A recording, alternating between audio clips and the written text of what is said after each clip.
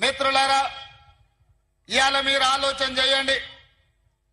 ఆనాడు 2009లో కరీంనగర్ ప్రజలు తిరస్కరించి, కరీంనగర్ ప్రజలు బండకేసి కొడతామని కేసీఆర్ వెంటబడి తరుముతే, అక్కడి నుంచి పారిపోయి పాలమూరు వలస వస్తే, మీరందరూ మనమందరం ఆనాడు తెలంగాణ ఉద్యమంలో తెలంగాణ రాష్ట్రం రావాలి, ఆ రాష్ట్రాన్ని సాధించాలంటే పాలమూరు నుంచి కేసీఆర్ ను పార్లమెంటుకు పంపించాలి అని ఆలోచన చేసి, పార్టీలకు జెండాలకు ఎజెండాలకు అతీతంగా ఆనాడు పెద్దలు విఠలరావు గారిని కాదని కూడా చాలా మంది చంద్రశేఖరరావు ఈ పాలమూరు నుంచి పార్లమెంటుకు పంపించారు.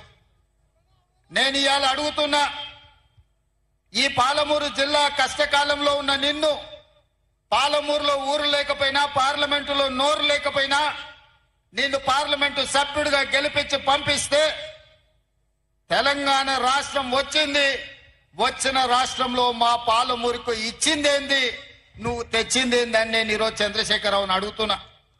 చంద్రశేఖరరావు గారిని నేను అడుగుతున్నా, ఉమ్మడి రాష్ట్రంలో సమైక్య పాలనలో 60 సంవత్సరాలు ఆంధ్ర వాళ్ళు చెరబట్టి పడావు పెట్టిన పాలమూరు రంగారెడ్డి ఎత్తిపోతలు గాని, కల్వకుర్తి లిఫ్ట్ ఇరిగేషన్ గాని, కోయిల్ సాగర్, భీమా, నెట్టెంపాడు ఏదైనా ప్రాజెక్టులు 10 ఏళ్లలో పూర్తి చేసినవా?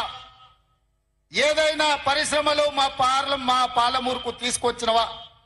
అంతెందుకు ఆనాడు కాంగ్రెస్ పార్టీ అధికారంలో ఉన్నప్పుడు పాలమూరు యూనివర్సిటీ మంజూరు చేసి, ఈ ప్రాంతంలో ఉన్న తండాలు, దళిత వాడల్లో ఉన్న పేదల బిడ్డలు, బలైన వర్గాల బిడ్డలు చదువుకోవాలి, డాక్టర్లు, లాయర్లు, ఇంజనీర్లు కావాలి, ఐఏఎస్లు, ఐపీఎస్లై రాజ్యం ఏలాలి అని ఆనాడు కాంగ్రెస్ పార్టీ పాలమూరు యూనివర్సిటీ ఇస్తే, అక్కడ చదువులు చెప్పే పంతుల పదవులు 150 ఉంటే 10 ఏళ్లు 130 ఖాళీలు పెట్టిండు.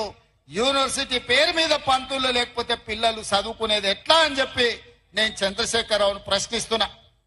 మా ప్రాజెక్టులు గట్టలే, కృష్ణానది మా పక్కనే పారుతున్నా, మా జూరాల ప్రాజెక్టు పూర్తి చేయకుండా, మా పాలమూరు రంగారెడ్డి ఎత్తిపోతల పథకాన్ని పూర్తి చేయకుండా ఇవాళ మా రైతులు వలసలు పోతుంటే నువ్వు ఆనందంతో నీ రాజ్యం నడుపుకున్నావు తప్ప మాకేమన్నా ఇచ్చినవా?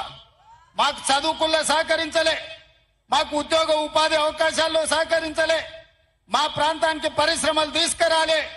మళ్ళీ ఇవాళ పనులు ఇగిలించుకుంటూ వచ్చి మాకు ఓట్లు వేయండి, మేము పనులు ఇగిలిస్తాము, పార్లమెంట్లో పోయి గుర్రు పెట్టి నిద్రపోతామని అంటున్నాడు. నేను